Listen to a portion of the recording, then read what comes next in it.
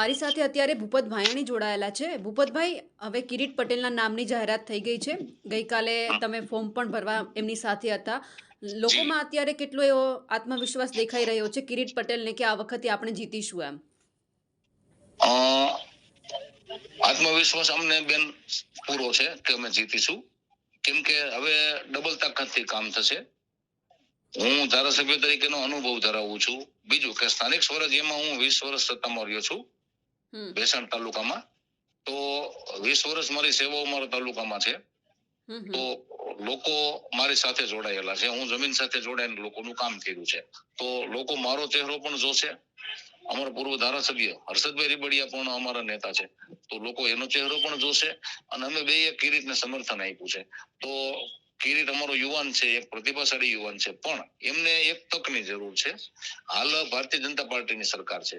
તો ચાલુ સરકારમાં અમારા વિસ્તારમાં જે વિપક્ષના ધારાસભ્યો ચૂંટાતા હોવાના કારણે જે તકલીફો છે, હમ જે પ્રશ્નો છે, એનું નિવારણ કરવા માટેનો અમારી પાસે રોડમેપ તૈયાર છે. એ રોડમેપ લઈને અમે જનતાની વચ્ચે જશું, પ્રજાની વચ્ચે જશું.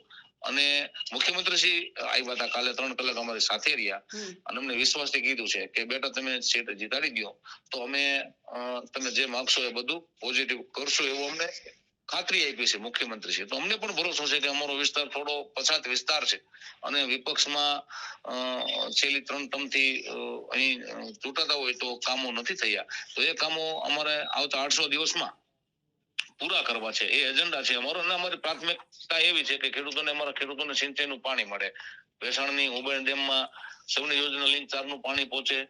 હમ અમારા તાલુકાના મોરવાડા ગામે રોડેશ્વર મહાદેવના મંદિર પાસે પણ સૌની યોજનાનું પાણી આપી શકાય એવી ભૌગોલિક સ્થિતિ છે. કેમ કે ત્યાં પાઇપલાઇન નીકળેલી છે સૌની યોજના લિંક 4 ની.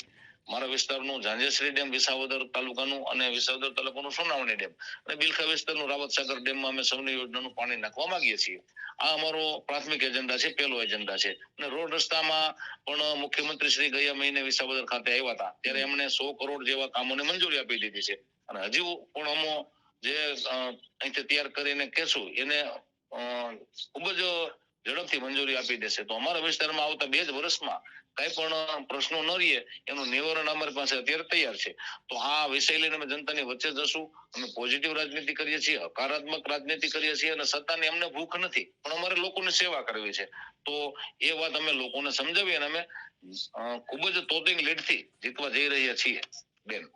ભૂપતભાઈ, સાથે ત્યાંની જે જનતા છે તે આયાતી ઉમેદવારને સ્વીકારતી નથી. એટલે હવે ગોપાલ જી ઇટાલિયા પણ આયાતી છે, કિરીટ પટેલ પણ આયાતી છે. આ દૂરના નથી પણ નજીકના છે. તો લોકો વિશ્વાસ કરશે ખરા? હા બેન, આપની વાતનો આપણે ખૂબ સરસ પ્રશ્ન પૂછ્યો છે. કેમ કે લોકોમાં પણ આવી દ્વિધા હોય અને ચર્ચા થતી હોય છે. હમ તો આપણી ચેનલના માધ્યમથી હું મારી જનતાને કહેવા માંગુ છું કે ગોપાલભાઈ તો સુરત થી આવ્યા છે અને આયાથી છે, એ વસ્તુ બરાબર છે.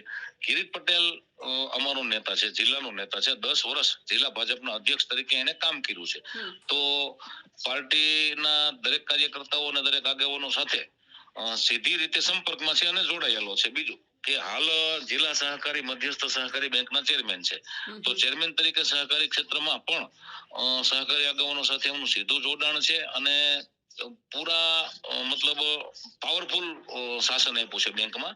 અમારી બેંક અત્યારે નફો કરતી થઈ ગઈ છે, જિલ્લા મધ્યસ્થ સહકારી બેંક. તો નફો કરતી થઈ ગઈ છે, જેથી કરીને અમારા ખેડૂતોને ઓછા વ્યાજે પણ ધિરાણ આપવાની એમણે શરૂઆત કરી છે. અને જે પણ સહકારી મંડળીઓમાં, મારા તાલુકાની 3 સહકારી મંડળીઓમાં હમ સહકારી મંડળીના મંત્રીશ્રીએ ભ્રષ્ટાચાર કરી અને ખેડૂતોની પાસે કાગળોમાં સહી લઈ અને એમના ખાતે ધિરાણ ઉપાડી હમ અને પૈસા વાપરી નાખ્યા છે. તો ગોપાલભાઈ તો 100 કરોડ નો આક્ષેપ કરે છે, પણ હકીકત 10-12 કરોડ નો ધપલો મંત્રીઓ કરેલો છે. હમ હમ અને આ મંત્રીઓ 2012 થી પ્રવૃત્તિ કરતા હતા. ભાગડીનો વડ છેડે નીકળ્યો છે, પણ આવા મંત્રીઓને કિરીટ પટેલે જેલમાં ધકેલા છે. હમ જેલમાં નાખી એની પર કાયદેસરની કોર્ટ કાર્યવાહી કરી છે અને ખેડૂતોને ન્યાય મળે હા એવા વિલ પાવર થી કામ કરી દીધું છે. અગાઉના કોઈ પણ ચેરમેન હોય આવા નિર્ણયો નહોતા કર્યા અને કોઈ પણ આવા ભ્રષ્ટાચારી કર્મચારીઓને જેલમાં નહોતા નાખ્યા. હા તો કિરીટ પટેલે આ એક પહેલ કરી છે અને બેંકને નફો કરતી કરી છે.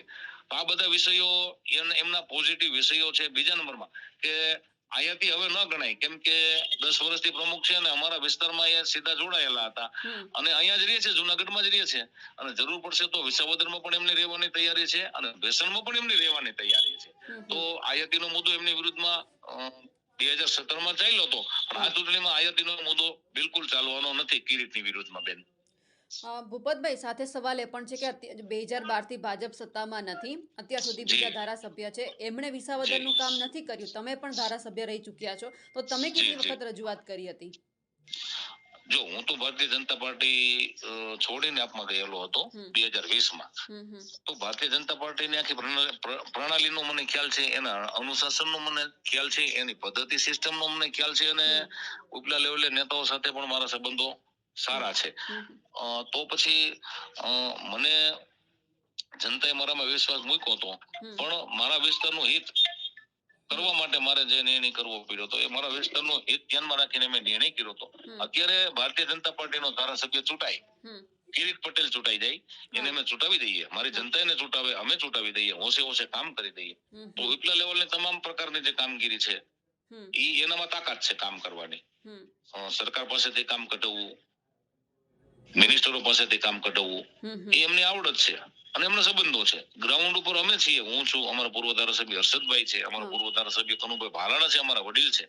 તો ગ્રાઉન્ડ ઉપર અમે છીએ, ઉપલા લેવલની કામગીરી ઈ જોઈ લેશે. અમારું ટ્યુનિંગ અને સંકલન થી અમારા વિસ્તારમાં અમે 800 દિવસનો રોડ મેપ તૈયાર કર્યો છે. 800 દિવસમાં સિંચાઈનું પાણી પણ આપી દેશું અને રોડ રસ્તા પાકા કરી દેશું, અને વિસાવદર ખાતે 100 બેડની એક હોસ્પિટલ મંજૂર સરકારશ્રીએ કરી છે, મુખ્યમંત્રીશ્રીએ કરી છે. 6 મહિનામાં જ એનું ટેન્ડર નિવિદા બહાર પડી અને 6 મહિનામાં કામ શરૂ થઈ જાય, એની પણ અમે તકેદારી રાખશું. ક્યાંય પણ કોઈ વસ્તુમાં કચાશ અમે રહેવા દેવા માંગતા નથી, કેમ કે અમારો વિસ્તાર કચરાયેલો વિસ્તાર છે, પછાત વિસ્તાર છે. વિપક્ષના ધારાસભ્યો અહીંથી ચૂંટાતા આવ્યા છે, તો એ પ્રણાલી અમે તોડી.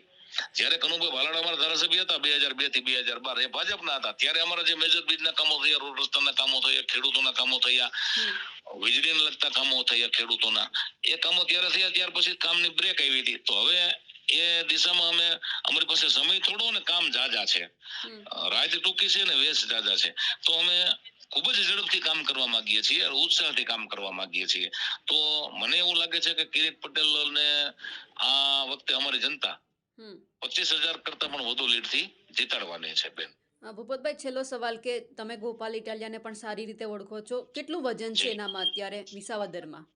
બિલકુલ નથી, કેમ કે આ એની જન્મભૂમિ નથી અને એની કર્મભૂમિ નથી. અહીંયા નથી કોઈ સામાજિક કાર્ય કરેલું કે નથી કોઈ રાજકીય કાર્ય કરેલું. એમનો તો એજન્ડા માત્ર ને માત્ર ભારતીય જનતા પાર્ટીના આગેવાનોને ગાલી ગલોચ કરવાનો, સરકારની વિરુદ્ધમાં હેલફેલ બોલવાનું, ગૃહમંત્રીની વિરુદ્ધમાં હેલફેલ બોલવાનું અને ખોટી ભ્રામક વાતો કરવી, આ એનો એજન્ડા છે. ભ્રામક વાતો કરી અને લોકોની વચ્ચે જાય છે, તો એમનો અભિગમ જે છે ચૂંટણી લડવાનો, એ અભિગમ જ નકારાત્મક છે. નહીતર પોઝિટિવ વાત કરવી જોઈએ, એક રાજકીય ખેલદિલી દાખવવી જોઈએ. હવે એ તો અમારા વિરોધ, અમારા લોકોના વિરોધમાં મોહમ્મદ ગજનીની ઓલાદો કહે છે, લુખાઓ કહે છે, ગુંડાઓ કહે છે. હવે એવા સંબોધનો અમારી જનતામાં આવી અને કરતા હોય, તો આ જનતા અમારો પરિવાર છે, અમારા ભાઈ ભાંડુ છે.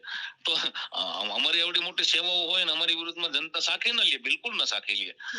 એટલે ગુજરાત વિધાનસભામાં પણ જયારે ગઠબંધન કરીને વિપક્ષનો નેતા આપવાનો હતો જનતાને, કોંગ્રેસના 17 ધારાસભ્યો હતા અને 5 ધારાસભ્યો અમે હતા, 22 નું સંખ્યાબળ હતું. વિપક્ષનો નેતા બંધારણીય પદ ગઠબંધન કરવું પડે એવું હતું. 19 ની સંખ્યા જોઈએ બેન, સાંભળો, સમજો મારી વાત, કે 10% સંખ્યા પડવું જોઈએ વિપક્ષનો નેતાનું નિમણૂક કરવા માટે, બરોબર? તો વિપક્ષનો નેતા 17 ધારાસભ્યો કોંગ્રેસ હતા અને 2 ઘટતા હતા, અમે 5 હતા. તો ગઠબંધન ન કર્યું કેમ કે એની ઈચ્છા શક્તિ નહોતી. ઈચ્છા શક્તિ નહોતી, કોંગ્રેસની પણ નહોતી અને આપની પણ નહોતી. અમે ખૂબ રજૂઆત કરી કે આપણે એમની સાથે બેસો અને આપણે એમને સમર્થન આપો કોંગ્રેસને, અને વિધાનસભામાં વિપક્ષનો નેતા આપણે આપીએ એમ. પણ ઈચ્છા શક્તિના અભાવે વિપક્ષનો નેતા આપ્યો નથી જનતાને, અને આજે અહીં ચૂંટણી લડવાની વાતો કરે છે, ભાજપની વિરુદ્ધમાં વાતો કરે છે. આપ જાણો છો ગોપાલભાઈનું વ્યક્તિત્વ, કે આપણી ભારતીય સંસ્કૃતિ કે જે સત્યનારાયણ ભગવાનની કથા હોય, રામ પાયરણ હોય, ભાગવત સપ્તાહ હોય, આવી આપણી સંસ્કૃતિના, આપણી શ્રદ્ધાના જે આપણા કેન્દ્રો છે, એમને તો ધતિંગ માનતા હતા. એમાં જવા વાળા શ્રદ્ધાળુઓને હિજડાઓ કહેતા હતા. હમણાં મેં જોયું છેલ્લા 10 દિવસ પહેલા, 15 દિવસ પહેલા, કે એક જગ્યાએ ભાગવત સપ્તાહમાં પોતે બેસી અને પોથીજીને પૈગે લાગ્યા, વ્યાસપીઠ ઉપર બિરાજમાન વક્તાશ્રીને પૈગે લાગ્યા, એમના આશીર્વાદ લીધા, મંદિરોમાં જવા માંડ્યા છે, સાધુ સંતોના આશીર્વાદ લેવા માંડ્યા છે, કેમ કે પોતાને ચૂંટણી જીતવી છે. પણ તમે 3 વર્ષ પહેલા એવું કહેતા હતા કે આ બધા ધતિંગ છે, આ બધા હિજડાઓ છે, આ બધા બાવા બાવી છે. તો એ બાવા બાવીને પગમાં શું કામ પડો છો? જનતા બધું જાણે છે બેન. અને ગોપાલભાઈની આવી કૂટનીતિ એનો સામનો અમે કરી અને એમને વ્યવસ્થિત રીતે ચૂંટણી હરાવીને પાછા સુરત મોકલી દેવાના છે. અમને સુરતના મિત્રો પણ કહે છે કે અમે અહીંથી અમારો નિકાસ કરેલો કચરો છે, એ કચરો તમે ત્યાં હાચવી લ્યો તો અમારે અહીંથી કામ પતે. મેં કીધું ભાઈ, એ કચરો અમારે પણ નથી જોતો, એ તમારો કચરો તમે રાખો ભાઈ, અમારે નથી જોતો. અમારી પાસે નેતા છે, અમે કરી લેશું. અમે તો જનતાની વચ્ચે છાતી કાઢીને જઈ શકીએ એવા કામો કર્યા છે. અમારે સરકારે કામો કર્યા છે. ટેકાના ભાવે મગફળી, તુવેર, ચણા, રાયડો વગેરે જણસી ખરીદી છે. આજે ગુજરાતનો ખેડૂત, સૌરાષ્ટ્રનો ખેડૂત દિવસે પાણી વાળે છે. દર 10-15 કિલોમીટર સરકારે 66 કીઓના નિર્માણ કર્યા છે ખેડૂતો માટે. કેમ ખેડૂતના દીકરાને રાત્રે પાણી ન વારવું પડે. દિવસે પાણી વાળે, સરકાર દિવસે વીજળી આપી દીધી છે. એક ખેતરમાં વીજળીના 2 કનેક્શન સરકાર આપવા માંડી છે.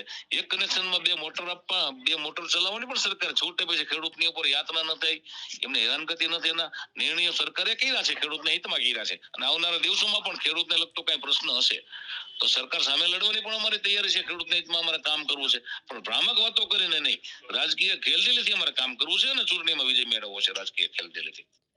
પણ સાથે વિસાવદરની જનતામાં તમારા પ્રત્યે પણ નારાજગી છે કે તમે પક્ષ પલટો કર્યો એટલે. અરે બેન, પક્ષ પલટાની કશી નારાજગી નથી. પક્ષ પલટો કરવો એક રાષ્ટ્રના હિતમાં થતો હોય, જનતાના હિતમાં થતો હોય, વિસ્તારના હિતમાં થતો હોય તો પક્ષ પલટો કરવો પડે. મારા વિસ્તારમાં અરવિંદભાઈ લાડાણી મારા મિત્ર છે, નજીકના મિત્ર છે, ધારાસભ્ય. એમણે પક્ષ પલટો કર્યો. અરવિંદભાઈ લાડાણી 3000 મતથી ચૂંટાણા હતા. પક્ષ પલટો કર્યા પછી 33000 મતે ચૂંટાણા. સાંભળો, મારા વિસ્તારમાં પોરબંદર જિલ્લામાં અમારા અર્જુનભાઈ મોઢવાડિયા, કોંગ્રેસના વરિષ્ઠ નેતા, એ 25,000 મતે ચૂંટણી જીતા હતા કોંગ્રેસમાંથી. ભારતીય જનતા પાર્ટીમાં પક્ષ પલટો કરીને આવ્યા તો 1,18,000 મતે જીતા છે બેન. કોણ? અર્જુનભાઈ મોઢવાડિયા. તો પક્ષ પલટો એ એવું કશું, પક્ષ પલટો કરવો એ કોઈ ગુનો નથી. રાષ્ટ્રના હિતમાં કરવો પડે, વિસ્તારના હિતમાં કરવો પડે, જનતાના હિતમાં કરવો પડે. સત્તાની સાથે રહેવું હોય તો નિર્ણયો કઠણ કાળજુ કરીને કરવા પડતા હોય છે. વિઠ્ઠલભાઈ રાદડિયા છે અમારા સમાજના કદ્દાવર નેતા, સૌરાષ્ટ્રના કદ્દાવર નેતા. અમારા હાલના પ્રભારી મંત્રી રાઘવજીભાઈ પટેલ અમારા કદ્દાવર નેતા છે, સરકારના કેબિનેટ મંત્રી છે. કુંવરજીભાઈ બાવળિયા, એ પણ અમારા કેબિનેટ મંત્રી છે ભારતીય જનતા પાર્ટીના.